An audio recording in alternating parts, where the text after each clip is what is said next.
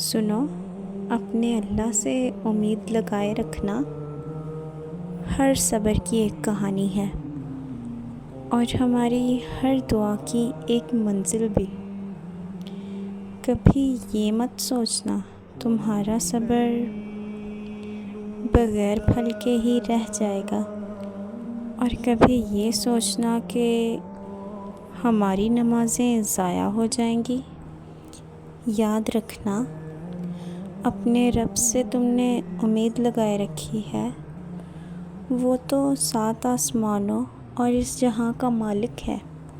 وہ اللہ ایک ہے، کوئی اس کا شریک نہیں۔ تو جس اللہ نے تمہارے لیے تقدیر لکھی ہے، اور تمہارا اللہ تمہارے حالات بدلنے پر بھی قادر ہے، اور بس تم اپنے اللہ کی رحمت سے کبھی نا امید نہ ہونا۔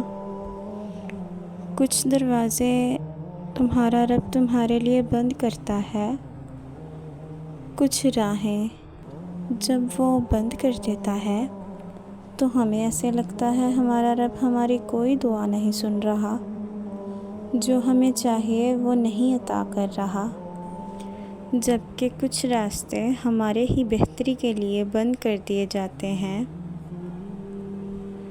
تاکہ آگے جا کے ہمیں ان سے زیادہ تکلیف نہ ملے۔ اور یہ سزا نہیں ہے، بلکہ یہ تو اللہ کی محبت ہے اپنے بندے کے لیے۔ اور ہمارا رب ہمیں کبھی بھی تکلیف میں نہیں دیکھ سکتا۔ ہمارے فیصلے ہماری چاہت کے مطابق ہوتے ہیں، جبکہ ہمارے اللہ کے فیصلے ہماری بہتری اور ضرورت کے مطابق بہت بہتر ہوتے ہیں، اور ہم یہ بات اکثر بھول جاتے ہیں۔ اور ہمارا اللہ ہمارے ہر بات سنتا بھی ہے اور جانتا بھی ہے۔ ہمارا رب ہر چیز پر قادر ہے۔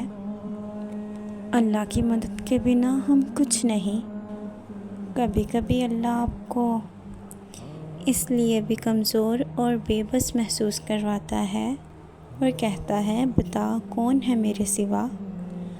اللہ جانتا ہے اپنے بندے کی ہر دکھ، ہر تکلیف، ہر پریشانی سے واقف ہے۔ اللہ کے آگے ہم کچھ بھی نہیں۔ یا اللہ، ہم تیری ہی عبادت کرتے ہیں اور تجھی کی طرف لوٹ کر آنا ہے، بس تو ہمیں معاف فرما اور ہماری مشکلات آسان فرما۔ اگر آپ کو میری بات اچھی لگی ہو تو مجھے دعاؤں میں یاد رکھیے گا۔ اللہ حافظ۔